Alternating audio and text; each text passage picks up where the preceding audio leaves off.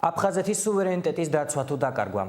რუსეთისა და აფხაზეთის არაკანონიერი ჯარების გაერთიანებული დაჯგუფების შექმნის შესახებ შეთანხმების რატიფიცირება მოსკოვში. ამის შესახებ უფრო ვრცლად ჩვენ სიუჟეტში.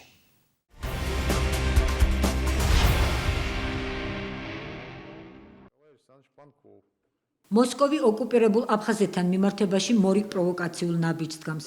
რუსეთის დუმის თავდაცვის კომიტეტმა მხარი დაუჭირა შეთანხმებას აფხაზეთთან არაკანონიერი ჯარების გაერთიანებული დაჯგუფების შექმნის თაობაზე. აღნიშნულმა კომიტეტმა პალატას რეკომენდაცია მისცა რუსეთისა და აფხაზეთის უკანონო ჯარების გაერთიანებული დაჯგუფების შექმნის შესახებ შეთანხმების რატიფიცირებასთან დაკავშირებით, რომელიც პარლამენტში განსახილველად რუსეთის პრეზიდენტმა შეიტანა. დოკუმენტს ხელი მოსკოვში გასული წლის 21 ნოემბერს მოეწერა აფხაზეთსა და რუსეთს შორის დადებული ცნობილი ეგრეთ წოდებული სტრატეგიული და სამოკავშირეო ხელშეკრულების ფარგლებში. არაკანონიერი რუსულ-აფხაზური სამხედრო დაჯგუფება გათვალისწინებულია ნებისმიერ მხარეზე შეიარაღებული თავდასხმის ან სხვა საფრთხეების შემთხვევაში ადეკვატური რეაგირებისთვის. გაერთიანებული დაჯგუფების შემადგენლობაში რუსეთის მხრიდან შედის აფხაზეთში რუსეთის სამხედრო ბაზაზე დისლოცირებული შენაერთები. აფხაზეთის მხრიდან კი მოტომსროლელთა 2 ბატალიონი, საარტილერიო და საავიაციო ჯგუფები, ასევე სპეციალური დანიშნულების ცალკეული რაზმი. უკანონო რუსულ-აფხაზურ დაჯგუფებას აფხაზეთში დისლოცირებული რუსეთის სამხედრო ბაზების მეთაური უხელმძღვანელებს. უშუალო აგრესიის საფრთხის შემთხვევაში და ომის დროს გაერთიანებული დაჯგუფებების მებრძოლები გადადიან დაჯგუფების მეთაურის დაქვემდებარებაში, რომელიც ინიშნება რუსეთის ფედერაციის თავდაცვის სამინისტროს მიერ, განმარტებულია შეთანხმებაში. ქართული მხარის განცხადებით რუსეთი მსგავსი გადაწყვეტილებებით აფხაზეთის როგორც ეგრეთ წოდებული დამოუკიდებელი სუბიექტის როლს აკრინებს. ამასთან მოსკოვი ცდილობს გადახედოს მის სამხედრო დოქტრინას და ახალი სტრატეგია შეიმუშაოს სამხრეთ კავკასიაში. რუსეთი ცდილობს უკვე გარკვეულწილად გადახედოს თავის სამხედრო დოქტრინას და მათ შორის თქვათ ამ ნატოს შეკავების პოლიტიკის ასე თქვათ მიზეზით მოახდინოს იმ ტერიტორიებზე, სადაც მას აქვს გარკვეული გავლენა, სამხედრო ბაზების გაძლიერება ან ახლების შექმნა. მაგალითად გუშინ წინ რუსეთის პრეზიდენტი ჩავიდა ერევანში, სადაც შეხვედრა იყო და სადაც ასე თქვა დაანონსდა, რომ რუსეთი ქმნის კავკასიაში ერთობლივ ახალ ცენტრს, რომელიც იქნება კრიზისების მენეჯმენტის თვალსაზრისით, ანუ ესეთი ტიპის ახალი ცენტრი. ფაქტია, რომ თუნდაც ამ მოვლენიდან ჩანს, რომ რუსეთი ცდილობს გარკვეულწილად რაღაც ახალი სტრატეგია შეიმუშაოს, მათ შორის სამხრეთ კავკასიასთან მიმართებაში და პოსტსაბჭოთა ქვეყნებთან მიმართებაში, რომ რაღაცნაირად ასე ვთქვათ ზეგავლენა მოახდინოს ნატოზე. ანუ ჩვენ ეს უნდა განვიხილოთ როგორც გლობალური სტრატეგიის ნაწილი.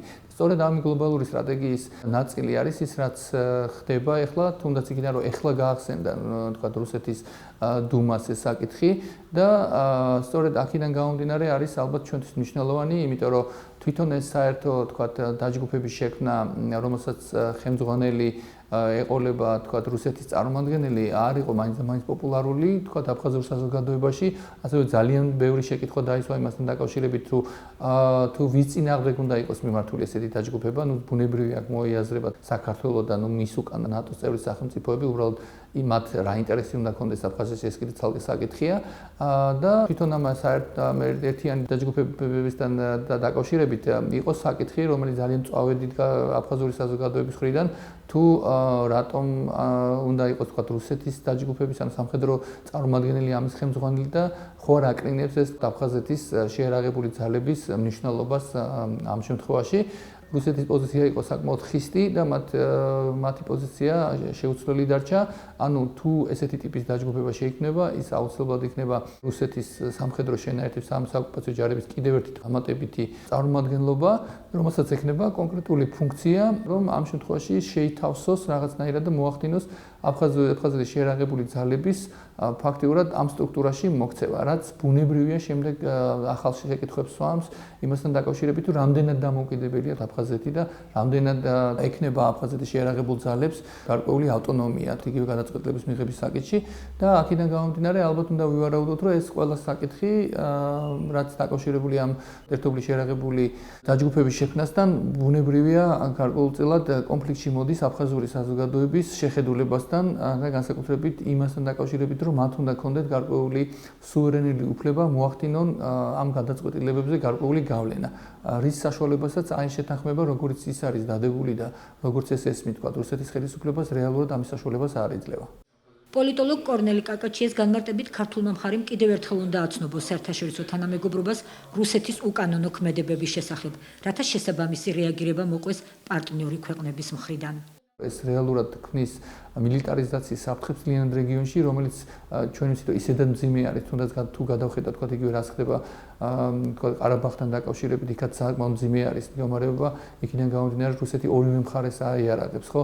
და თანდათანობით კავკასია ემსგავსება უკვე დენთის კასრს, რომელიც შეიძლება ერთ დღეს აფეთქდეს და ეს არ ამგონია ვინმეს ინტერესებში იყოს, მით უმეტეს თქვა დასავლეთის და აქედან გამომდინარე ჩვენი ხელისუფლების მოვალეობაა, რომ აი ეს ფორუმებზე აი ეს ინფორმაციები გაჟღერდეს, რომ რა გარკვეული ზეწოლა მოხდეს, მათ შორის საერთაშორისო ორგანიზაციების მხრიდან რუსეთზე, რომ ეს საკითხებიც იყოს იმ სიაში, რომელიც არის თქო განხილვის საგანი დასავლეთსა და რუსეთს შორის.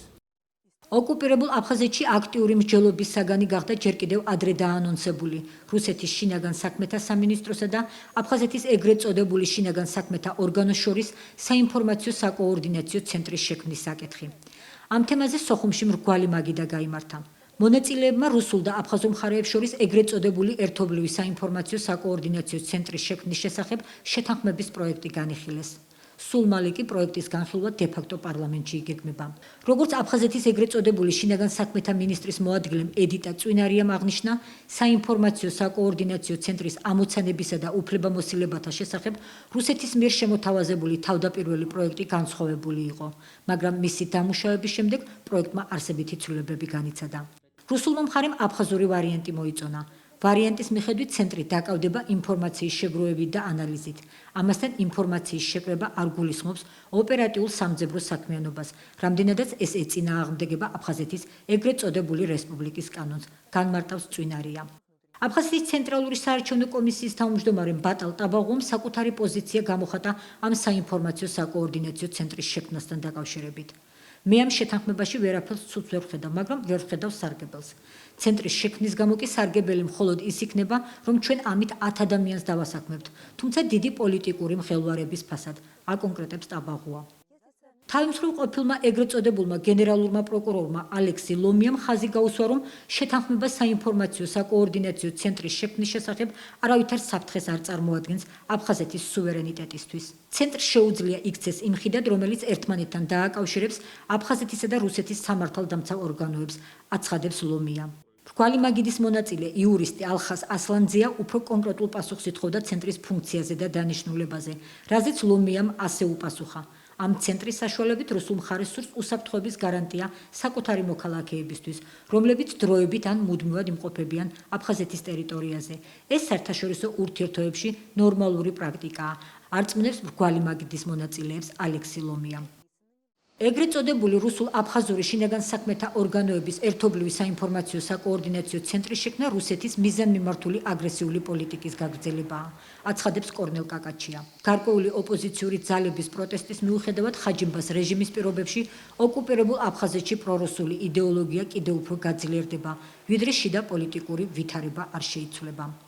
ეს არის მიზანმიმართული პოლიტიკა რუსეთის ხელისუფლების მხრიდან, რომელიც ცდილობს ნელ-ნელა, თქვა თანდათანობით ხელში ჩაიგდოს აფხაზეთის, თქვა ძალისმიერი სტრუქტურები, ანუ თუ თქვა იგივე ეს ეგრეთ წოდებული თავდაცვის სამინისტრო, ამ შემთხვევაში შინაგან საქმეთა სამინისტრო, რომ მთლიანობაში მან დაამყაროს უკვე ისედაც კონტროლს ახორციელებს ირანთან ტერიტორიაზე, მაგრამ უკვე ლეგიტიმურად ჩაიგდოს ხელში ძალაუფლება.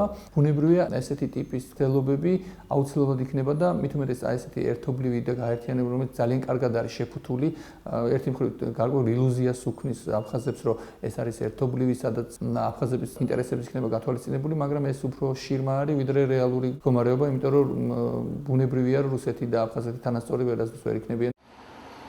ოკუპირებულ აფხაზეთში ტელევიზიის შენობასთან მომხდარი აფეთქების ავტორის ვინაობა ცნობილია. ის როსტოვის ოლქის მცხოვრები რუსეთის მოქალაქე აღმოჩნდა. აფხაზური მხარის ინფორმაციით ტერაქტი მიმართული იყო კონკრეტული აფხაზი პოლიტიკოსის წინააღმდეგ, რომლის ვინაობაც არ სახელდება. მომხდარმა შეაწუხა ეგრეთ წოდებული აფხაზი ხელისუფალნი და სოხუმში მდებარე ყველა მნიშვნელოვანი ობიექტი და საჯარო თავშეყრის ადგილები გაძლიერებული დაცვის ქვეშ ააყვანილი. დესტაბილიზაციის მოლოდინში შესაბამისი განკარგულება სოხუმის მარიონეტული რეჟიმის ლიდერმა რაულ ხაჯიბამ საგანგებო თათბირის შემდეგ გასცა. ეგრეთ წოდებულმა რესპუბლიკურმა საზოგადოებრივმა ორგანიზაციამ აბსადგილმა განცხადება გააკეთა აფხაზური ტელერადიო კომპანიის შენობის ტერიტორიაზე მომხდარ ტერორისტულ აქტთან დაკავშირებით, სადაც ნათქვამია, რომ ტერაქტი მიმართულია ეგრეთ წოდებული სახელმწიფოებრიობის წინააღმდეგ.